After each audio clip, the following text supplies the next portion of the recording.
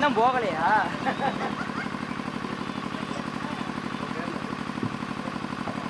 மதன் அங்கிட்டு ஓரமா போறோம். பிள்ளைமா உன் மேல இன்னொரு ஆசை வச்சிருக்கேன். எப்படி தெரியுமா? அடி என்னை விட்டு ஓடி போக முடியுமா கண்ணே முடியுமா? நாம் இருவர் அல்ல ஒருவர் என்று தெரியுமா தெரியுமா? என்னை விட்டு ஓடி போக முடியுமா அது முடியுமா? இருவர் அல்ல ஒருவர் என்று தெரியுமா? இது வந்து சும்மா சொன்னேன். அடி பூங்காற்று அந்த பொண்ணு கேட்ட ஒண்ணு சொல்லி வா. அடி தனியா வெள்ளையம்மா இல்லாம என் நெஞ்சம் வாடுது.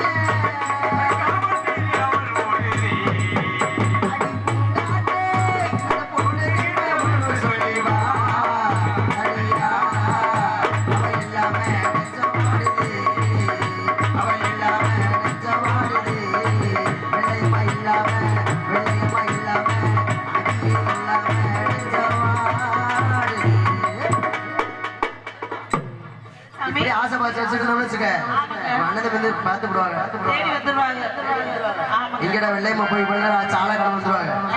இதோ பார்த்தாயா ஆசாத்து உண்மை தானே? என் மேல ஆசாத்துக்கு உண்மையா இருந்துச்சுக்க. அண்ணன் தம்பி முக்கியமா நான் முக்கியம்? அண்ணன் தம்பி முக்கியம் தான்.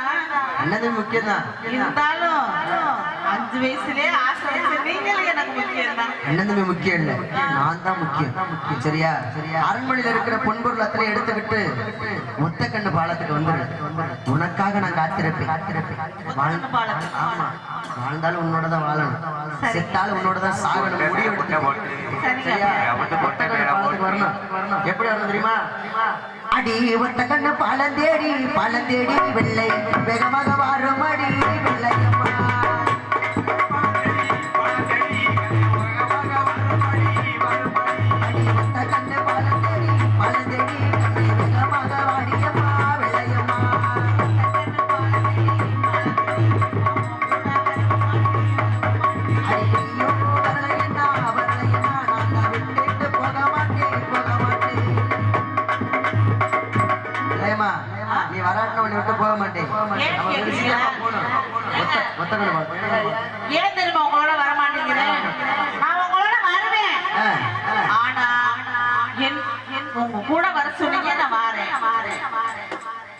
மத்தபடி இந்த ஒத்த பாலத்துக்கு கீழே குப்புறீங்க பாத்தீங்களா? பாலத்தை கீழே கூப்பிட மாட்டேன், பாலத்தை கீழே ரெண்டு ஒளிஞ்சுக்குவோம். ஏன்னா யாராச்சும் பாத்துருவாங்க, யாராச்சும் பாத்துட்டான்னு வச்சுக்கவே உங்க அண்ணன்மார்கிட்ட போய் சொல்லிடுவாங்க. சொல்லிட்டாங்கன்னா என்னைய வெட்டி கொள்வாங்க, இல்லன்னா உன்னைய வெட்டி கொள்வாங்க. சரிங்க, நான் உங்களோட வாரேன். ஆனா என்னோட அனுமதி இல்லாம உங்க நிழல் கூட என் மேல படக்கூடாது. நான் போய் ஓரமா அப்படின்னா நான் வாரேன். மைக் இப்பதாங்க ரொம்ப குளிர்க்கா இருக்கு.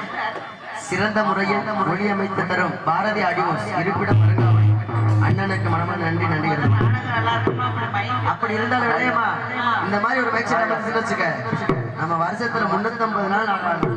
இனிமே சத்தியமா நல்லா இருக்கு. சரி விளையமா சீக்கிரமா ஒத்தக்கண்டு பாலத்துக்கு போகணும்.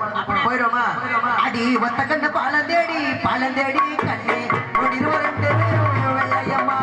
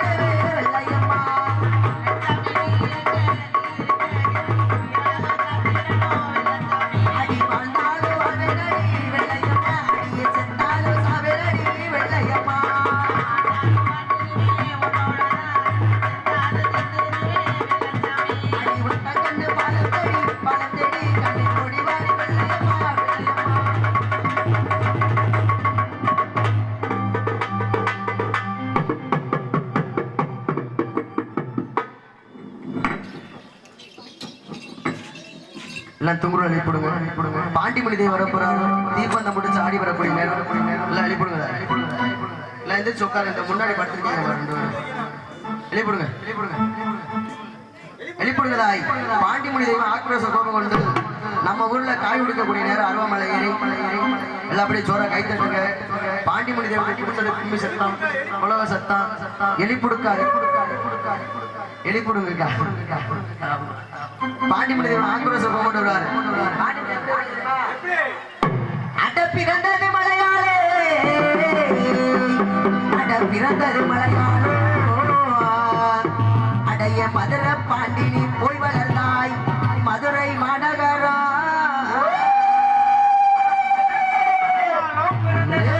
பாண்டி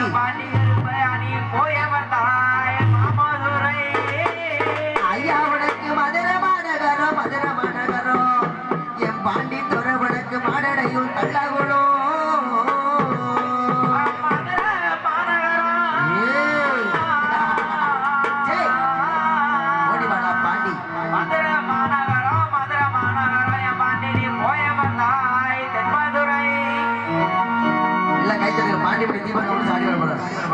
நடுவில் ஒரு பாண்டிமணி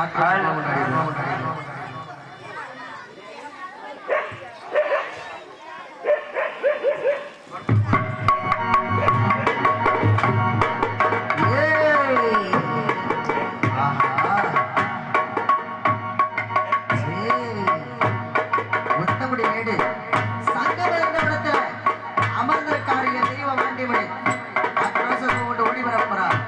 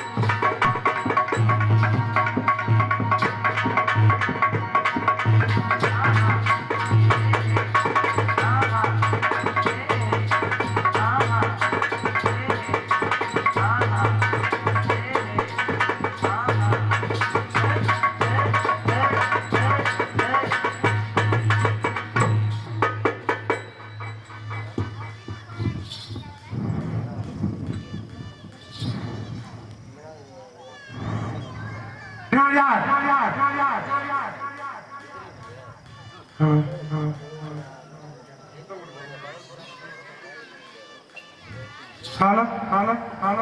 நான் யார்? எதற்காக இந்த இடத்துல அவதாரம் எடுத்திருக்க வேண்டாம்?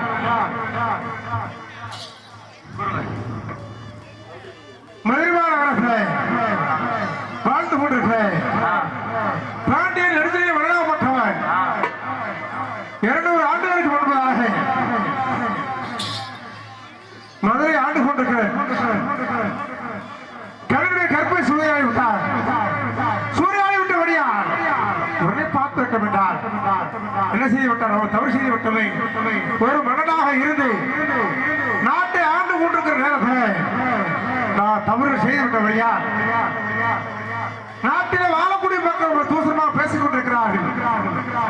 என்ன செய்வதற்கு தெரியாமல் 8 அடி ஒன்றுக்குள் ஐக்கியமாகி விட்டார்.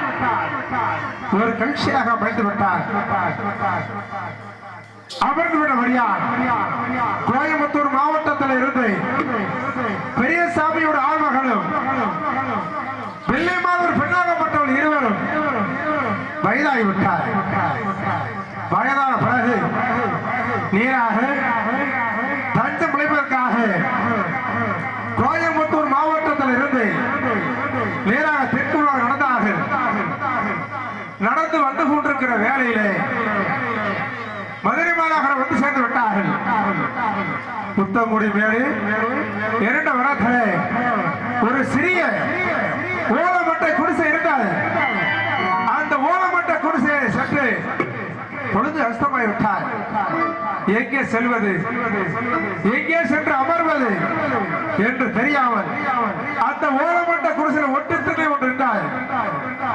அந்த ஒட்டுத்திணை இருவரும் அமர்ந்து கொண்டிருக்கிற நேரத்திலே உறங்கிக் கொண்டிருக்கின்ற வேளையிலே ஒரு இரவுக்கு 3 ஜாமம் 2 ஜாமம் முடிந்து விட்டார். 3ஆம் ஜாம வேளையிலே அந்த வள்ளியம்மை கனவில் வந்து ஒரு ஆண் மகனாமற்றவன், அம்மா தாய் என்னை யாருமே தெய்வமாக எடுத்து வருவதற்கு ஆட்கள் அவர் போய்விட்டார். நான் இந்த 8 அடி ஒன்றுக்குள் ஐக்கியமாக இருக்கேன். என்னை எப்படியாவது எடுத்து தெய்வமாக நீ கும்பிட வேண்டும் என்று போய்விட்டார்கள். அவருக்கு யாருமே தெரியவில்லை. இருந்தாலும் கூட நன்றாக விழுந்து விட்டாது. பாண்டிய நெடுஞ்செழியன் வளராமற்றவர் இந்த 8 அடி மண்ணுக்குள் இருக்கிறார் என்று தெரிந்து விட்டது வள்ளியம்மை. உடனே பார்த்தா நன்றாக விழுந்தவர் பிறகு தன்னுடைய கணவரை அழைத்து, பெரியசாமி தன்னுடைய கணவரை அழைத்து, ஐயா நம்ம தச்சம் விளைப்பதற்காக போய் கொண்டிருக்கிறோம். ஆனால் இப்போ பார்த்து விட்டோம் என்றால் என் கனவில் வந்து சேர்ந்து விட்டார். இந்த 8 அடி மண்ணுக்குள் ஒரு சிலை ஒன்று இருக்கார். இந்த சிலையை எப்படியாவது எடுக்க வேண்டும் கூறிவிட்டார் வள்ளியம்மை. பெரியசாமி கூறிவிட்டார், பைத்தியக்காரி, நமக்கு வயதாகிவிட்டார், நமக்கு வயதாகிவிட்டார். நம்ம 8 அடி மணி தோண்ட முடியுமா? வேண்டாம், நான் போகணும் சொல்லிவிட்டார். சுவாமி சுவாமி சுவாமி கணவரை பெரியசாமி சொல்லக்கூடாது. என் கலையில் வந்தது உண்மையா பொய்யா என்பதை பார்க்க வேண்டும். என் நோக்கத்தோடு நன்றாக முடிந்த பிறகு அக்கம் பக்கத்தில் ஆடு மாடுகள் வைத்துக் கொண்டு அழைத்து வந்து அந்த 8 அடி மண்ணை தோன்றினார்கள். உள்ளே ஒரு கல் சிலை இருந்தார். அந்த கல் சிலையை கங்கையிலே ஓடக்கூடிய நீர்களை கொண்டு வந்து நன்றாக கழுவி பார்க்கிற பொழுது முறுக்கு மீசையோடு பட்ட தலப்பாக்கட்டை கருப்பு நிற ஆடுகளோடு அழைத்து கொண்டிருந்தார்கள். அவரை கிழக்கு பக்கமாக திருப்பி வைத்து என்ன பெயர் நாம சூட்டுவது தெரியவில்லை. அவங்களும் அப்போது பார்த்தால் அக்கம் பக்கத்தில் ஆடு மாடு மேய்க்க அழைக்க வந்தார். ஐயா இதுக்கு என்ன பெயர் நாம சூட்ட வேண்டும் என்று கேட்டார்கள். அவர் யாருமே தெரியவில்லை. தன்னுடைய கணவரை கேட்டார், அவருக்கே தெரியவில்லை. உடனே பார்த்தார் வள்ளியம்மை என்ன செய்து விட்டார். உடனே நம்ம கணவர் வந்து யாரு? மதுரை ஆண்டு கொண்டிருக்கிற கண்ணுடைய கற்பை சூரியாரியே அவர்தானே அவருக்காக வேண்டி பாண்டிய முனீஸ்வரர் நாமத்தை சொல்கிறார்கள். பாண்டி முனீஸ்வரர் நாமத்தை சூட்டி கிழக்கு முகம் திருப்பி வைத்து 6 கால பூஜை செய்து வந்தார். புத்தம் ஒரு பேரு 2 வனம் சங்கம் புதரு. அந்த புதருக்குள்ளே அமர்ந்து கொண்டிருந்தால் அந்த பாண்டி முனீஸ்வரர் பாண்டிய நெடுஞ்செழிய மன்னன் ஒரு தவறு செய்த காரணத்துக்காகத்தான் அவன் ஐக்கியமாகிவிட்டான். உள்ள கட்டளை மண்ணுக்குள் ஐக்கியமாகிவிட்டான். அவனை தெய்வமாக வழங்கி கொண்டு வந்து கொண்டிருக்கிற வேளையிலே அந்த வழிமார்க்கமாக வெள்ளக்காரர் ஒரு வேட்டைக்கு வருகிறார். வேட்டைக்கு வரும் தருணத்தில் சமய கருப்பணசாமி காவல் தெய்வமாக இருக்கிறார். பாண்டி முனீஸ்வரருக்கு சமய கருப்பணசாமி சென்று கேட்கிறார், ஐயா நான் திருத்தூர் வேட்டைக்கு சென்று கொண்டிருக்கிறேன், எதுவுமே கிடைக்கவில்லை. நான் இன்றைக்கு வேட்டைக்கு போகிறேன், எனக்கு என்ன கிடைக்கும் என்று கேட்டார். சமய கருப்பணசாமி என்ன செய்து விட்டார்? மௌனமாக எதுவுமே கூறாமல் இருந்து விட்டார்.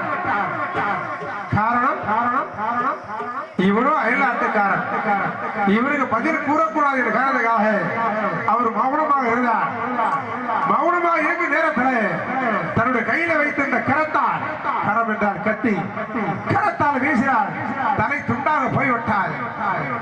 சமய கருப்பணசாமி தலை ஒரு பக்கமும் துண்ட ஒரு பக்கமும் போய் சேர்ந்து விட்டார். உடனே பார்த்தார்.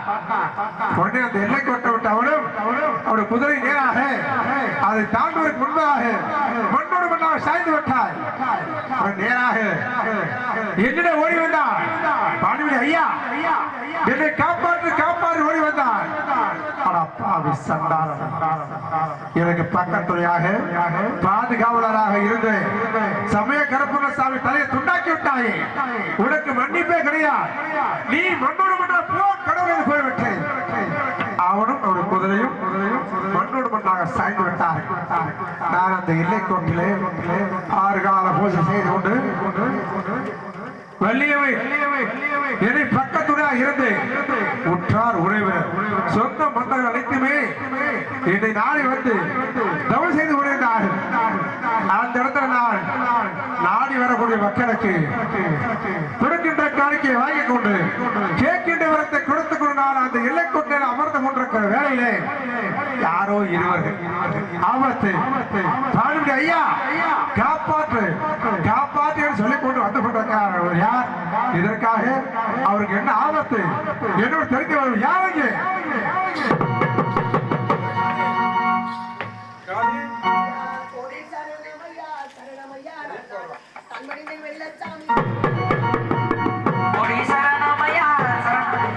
ஐயா கோடி சரணமையா சரணமையா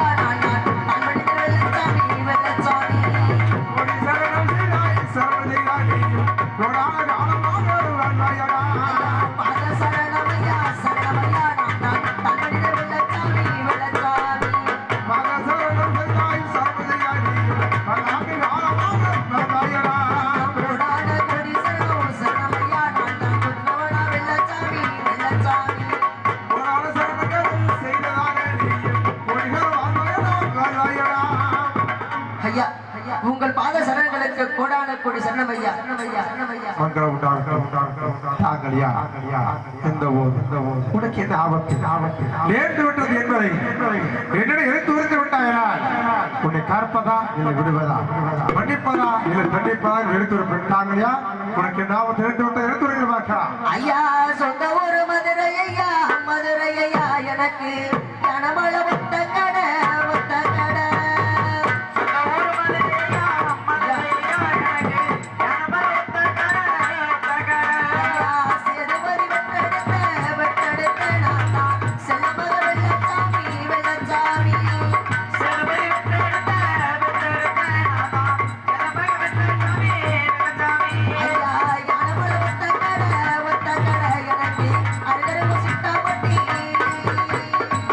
யானமலை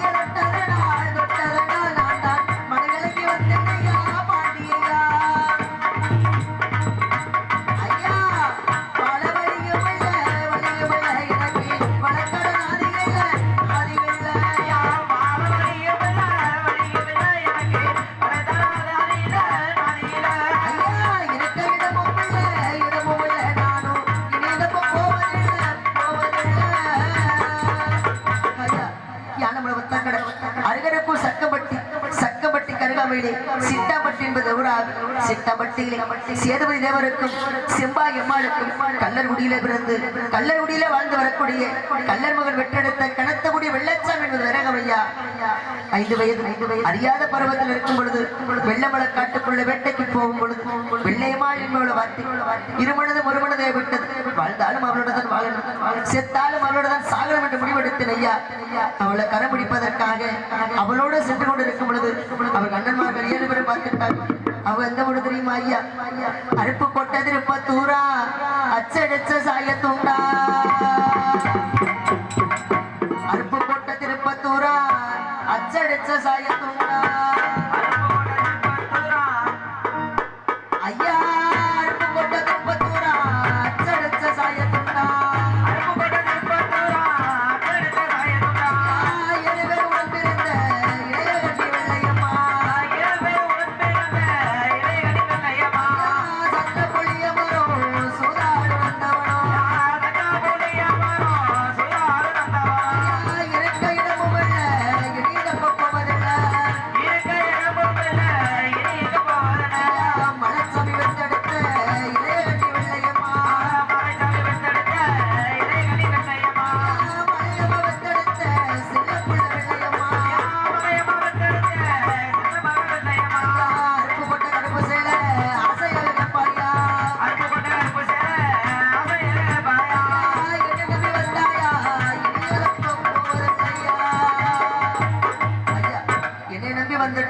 வாழ்ந்தாள் அவளோடதான் செத்தாள் அவளோட முடிவெடுத்துட்டு சாமி. அவங்க அண்ணமார்கள் 7 பேரும் ஒத்த கண்ணு பாலம் பார்த்துட்டாங்க. உப்பு சட்டி போய் சொல்லி வச்சுட்டார். அதனால அவங்க அண்ணமார்கள் 7 பேரும் என்னை வெட்டுவதற்காக வெட்டரவாள வேலைக்கம் போட்டு துரத்தியவர்கள் ஐயா.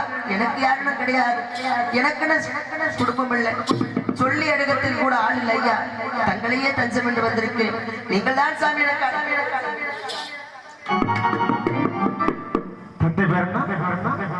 ஐயா தந்தை பேர் சேதுபதி தேவன். தாய் செப்பாய் இருவருக்கு பிறந்த ஒரு தாங்கள். உனக்கு என்ன வந்து சேர்ந்து விட்டாது? வயது என்ன? 5 வயது.